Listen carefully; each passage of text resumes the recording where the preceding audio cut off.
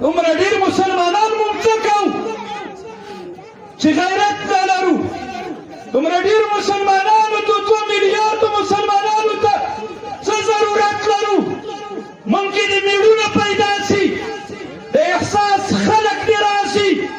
چې اسلامي امت په ولولو راولي، بیا د سرحداتو نه واوړي، د بیت المقدس د اندلسو د کاشغر د بخارا مظلومیت بیا خلاص کړي. ورځ به مو په خان یونس د فلسطین کې لیدلي وي، یو وړکی بچی یو مور روان دوی وویستل، څوک نسو ورتللی چې مړي راواخلي، په پړو یې وتړل کش یې کړل. تاسې ته که معلومه وي عرب چلتار د څادر باندې په څېره یو عربي کې ورته اکلیل او عقال وایي او موږ ورته چلتار وایي. علماو د تاریخ پاڼې واړوئ، شاګردانو تاریخ وګورئ. د اسلام نه مخکې کله چې د کسرا امپراتورۍ وه د ایرانیانو، د کسرا د امپراتورۍ ډېره برخه د موږ د افغانستان هم وه، خراسان زمین ساحه لکه هلمندونه او تر بادغیسه پورې تر بلخه پورې دا د کسرا د امپراتورۍ برخه وه. هلته د اسلام نه مخکې یو سړی عربو کې تېر سوی نعمان ابن منذر. ځوانانو تاسې ته وایم دا خبر مې ښه واورئ، دا خبر تاسې پورې تړاو لري. نعمان ابن منذر د هغې زمانې کسرا خپلو عسکرو ته وویلې وی ما ته یوه نجلۍ پیدا کوئ چې دغه صفات ولري، زه نکاح ورسره کوم. هغه خلکو ورته ویلې د نعمان ابن منذر لور په دې صفاتو ده، چونکې نعمان ابن منذر عربو او کسرایان فارسي زبانان ول، او خبرې ورته راولېږوي دا لور دې ما ته راکړه. نعمان ابن منذر ورته ویلې وي لور هلته درکوم چې زه مې د خپله لور په ټولو عربو پیش کړم چې غواړئ چې درې کړم که نه؟ که ټولو راته ویلي چې نه بیا یې پاته درکړو. خبرې کسرا ته ډېر زور ورکړي. نعمان ابن منذر یې وغوښت، چې کله یې وغوښته دا د اوښ ګونډه څه ده؟ علما ناست دي، عقال ورته وایي، دې ته عقال البعیر. اوښ چې کله چوکوي بیا یې دا ګونډه وتړي،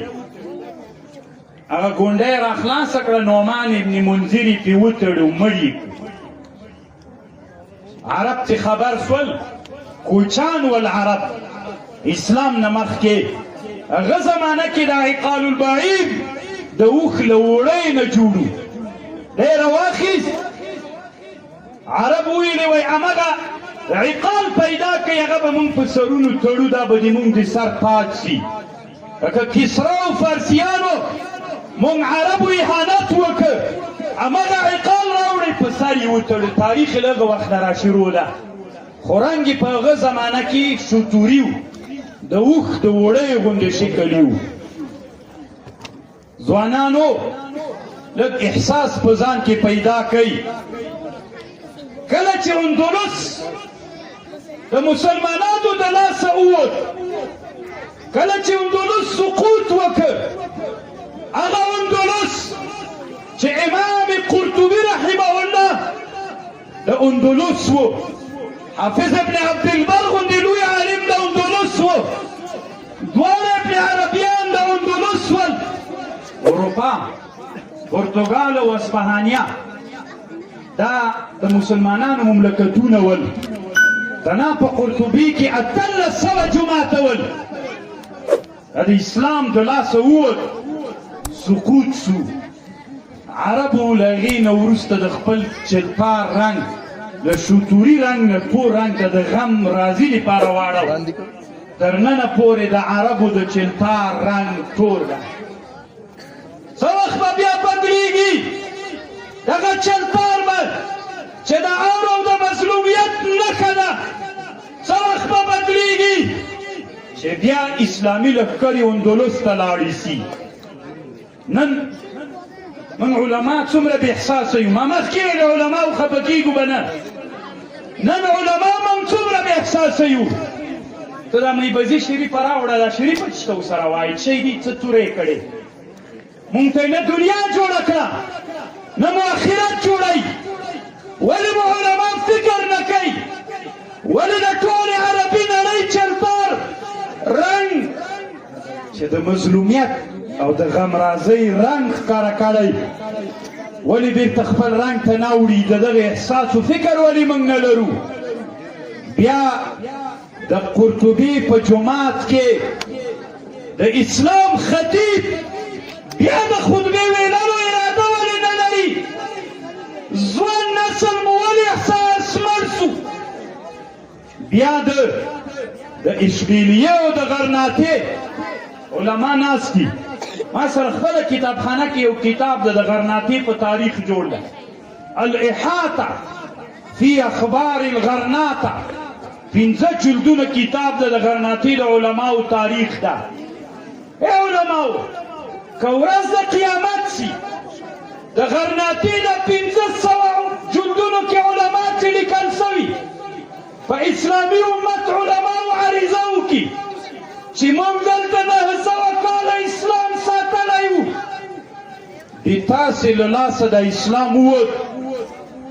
او بیرته مو هغې احیا دپاره کار ونه کړ 15 جلده تنها د غرناطې د علماو تاریخ ته چې دا عالم څوک و څه خدمت یې کړی په عربي باندې له تاسې انټرنیټ کې وګورئ ما سره دغسې شته الاحاطه فی اخبار الغرناطه ولې د مسلمانانو احساسات مړ دي موږ علما په همدې خلاصېږو جلسې ته راسو لاسونه مو مچوکي علماو په ورځ د قیامت به دغه علماو مدعي علیهم مونږ یو مونږ ته به وایي چې د اندلسو د غرناطې د ازادۍ فکر مو ولې نه و په بیت المقدس باندې جنګ روان و پرون نابله ورځ به مو په خان یونس د فلسطین کې لیدلي وي یو وړکی بچی یو مور روان دوی وویستل څوک نسو ورتللی چې مړي راواخلي په پړو یې وتړل کش یې کړل دومره ډېر مسلمانان موږ څه کوو چې غیرت نه لرو دومره ډېر مسلمانانو ته 2 میلیارده مسلمانانو ته څه ضرورت لرو موږ کې د میړونه پیدا سي د احساس خلک دې راسي چې اسلامي امت په ولولو راولي بیا د سرحداتو نه واوړي د بیت المقدس د اندلسو د کاشغر د بخارا مظلومیت بیا خلاص کی فکر د علماو سره نسته ده کال ته قاضي مبارکه د چا سره ده هغه مولا مټې رابډ وهلي ما غوندې قاضي د چا پلار نسي ویللی ما غوندې میبزي وصدره د چا پلار نسي ویللی کومه میبزي وصدره هغه چې امت مسلمه یې تباه کړ هغه فلسفه چې نن عصر کې علامه ابوالحسن علي الندوي یو کتاب جوړ کړی الثقافة الإسلامية في الهند زه علماو دردېدلی یم اوس ملګرو سره په لار روان یم پرون مې یوه واقعه لیدلې خو بعضې شیان وي هغه سړی رازونه یې نه یي شریکولی مېلمانه ګیله مه کوئ ځکه درد لرم دومره درد لرم په ورځ د قیامت عریضه راباندې وکئ چې ولې دې دومره بې مسؤلیته خبرې کولې زه یې درته جواب وایم علماو ابوالحسن علي الندوي یو کتاب جوړ کړی الثقافة الإسلامية في الهند ساحه هند تاسې په دې خبر یې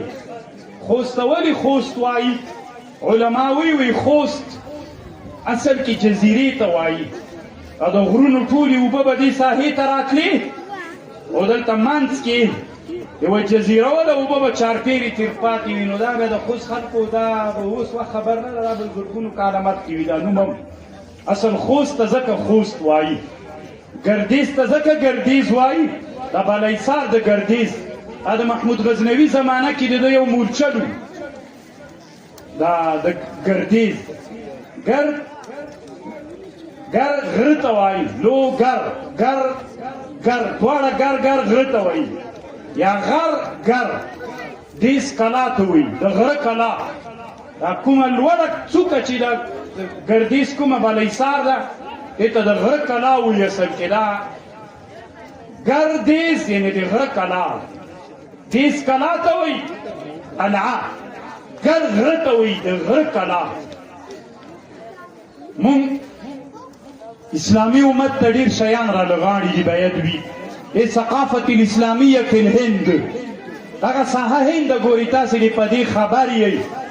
کابل پروان کاپیسا دا ټول هند ده مونږ خراسان کې نه راځو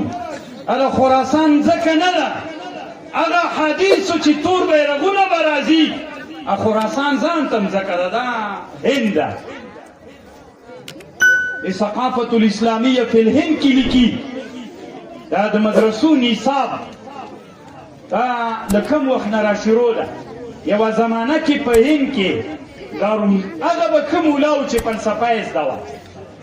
بله زمانه راغله هغه به کوم ولاو چې فقه اصول فقه یې زده وه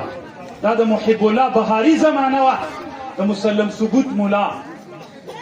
د حسامي دا ټول هند علماو جوړ کړي دي هغه زمانه راغله چې الله عز وجل دغه مسلمانانو ته داسې حالت راوست کله چې زمانه بدلېدله نصابونه بدلېدل زه ډېره بښنه غواړم علماو موږ په هدایي کې شیخ صاحبان ناست هدایي کې یو بحث وایو کتاب الجنایات